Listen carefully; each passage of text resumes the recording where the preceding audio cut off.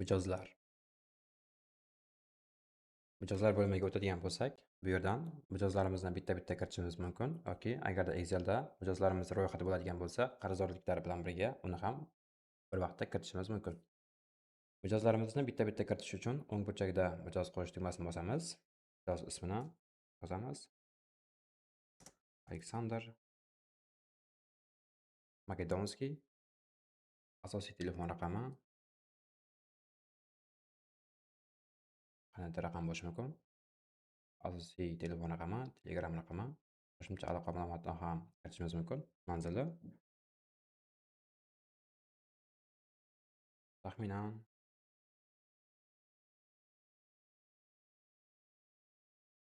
Bektemir tumanida bo'lsin, Toshkentda. Rekvizitlarni ham kiritib qo'yishimiz mumkin agar xohlasak. Boshqalarda esa mijoz price listi. Agarda mana ushbu mijozimiz alohida turdagi mijoz bo'lsa, misol uchun, bizda bir nechta xil sotuv narxlarimiz mavjud. Odatda dona narxi bo'lishi mumkin, optim narxi bo'lishi mumkin. O'shanaqa holatda biz boshliq sifatida qaysi mijozimiz optim, qaysi biri dona sotiladiganini bilishimiz mumkin. Ammo xodimlarimiz qaysi biri dona, qaysi mijoz optimligini agar bilmay qolgan holatida biz mijozni ichiga kirib, mijozni o'zini alohida tasniflab qo'yadigan bo'lsak, optim mijoz qilib, aynan sotuv qilgan paytimizda ushbu mijozga bu optim mijozimiz deb chiqadi. Mijozga qarz limiti ham qo'yishimiz mumkin. Nasiya muddati, bularni o'zimiz sinab ko'rishimiz mumkin. Nasiya muddati necha kungacha nasiyaga berishimiz mumkin. Qarz limiti qanchagacha qarzga bera olamiz. Sotuvlar orasi har necha kunda bizdan mahsulot sotib olar edi.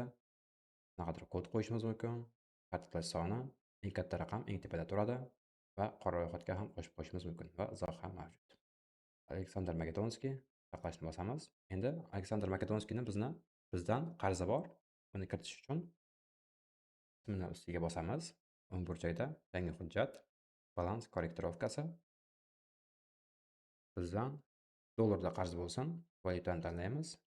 Dollarda minus bilan $4500 qarz. Mana qizil bo'ldi. Bizga $4500 qarz bugungi sana bilan. Saqlashni bossak, mana ma'lumotda bizdan ayni paytda bu mijozimiz $4500 qarz. Agarda mijoz bizga qo'shimcha pul berib qo'yadigan bo'lsa,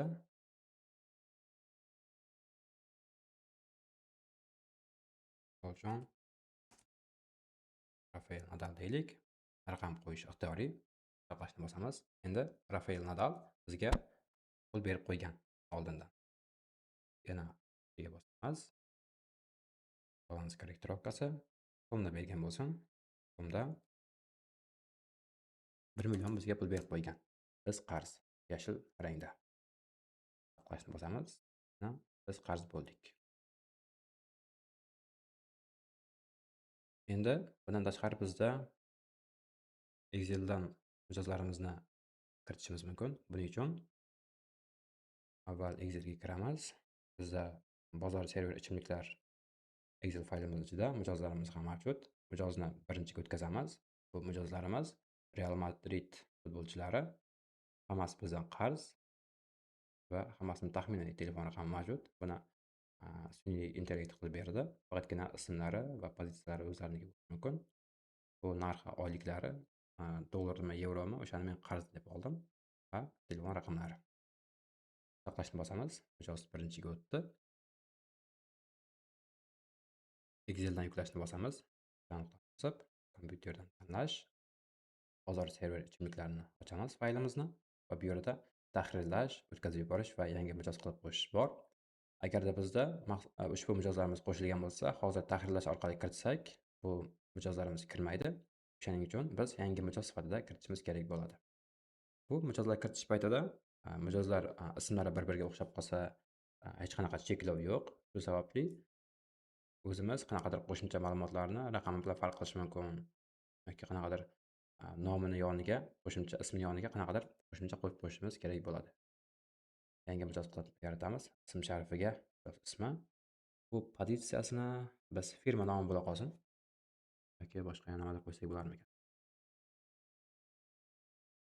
Kategoriyasi mayli. Himoyachi bo'lishi mumkin, darvozabon va qarzi. qarzini biz boshlang'ich balans so'mda, agarda dollar qarz bo'lsa, dollarni ham kiritishimiz mumkin va taxminiy O'zbekiston telefon raqamlari. Bu asosiy telefon raqami bo'ladi. Asosiy telefon raqami. Yuklashni boshlaymiz. 23 ta mijozimiz yuklandi. Kiko, Jakobo, Ramon bu futbolchilarni ko'pini tanimayman, lekin hammasini biz so'm miqdorida qarz qilib qo'ydik. Bu nastroykaga belgijani bosib, ularni asosiy telefon raqamini ham ko'rinadigan qilib qo'yishimiz mumkin. Mana hammasini raqami ko'rinyapti. Buni bittalab kiritganmiz raqamini. Ularni Exceldan raqamini kiritib yubordik. Qarzni ham ularniki so'mda. Faqatgina Aleksandr Makedonskiy bizdan dollarda qarz. Kontragent to'liq nomi. Bu to'liq nomini o'chirib qo'yib, uning o'rniga kategoriyani yoqib qo'yadigan bo'lsak, o'sha himoyachimi, darvozabonmi, bizda ko'rinib turadi. Kategoriyada bizda hujumchilar jami qancha qarz ko'rishimiz mumkin. O'zi mijozlar bo'limida qarzdorlar bo'limiga o'tsak, hamma qarzdor mijozlarimiz ko'rinadi, ham dollarda, ham so'mda. Bizda jami mijozlarimiz so'mda shuncha qarz ekan, dollarda mana shuncha qarz ekan. Va endi biz filtr orqali kategoriyadan hujumchilar bizdan qancha qarz ko'rmoqchi bo'lsak, qo'llashni bosamiz. Hujumchilar jami 69 million 300 qarz ekan. Vinisius, Mbappe, Rodrigo va Endrik deganlari bizdan qarz ayni paytda.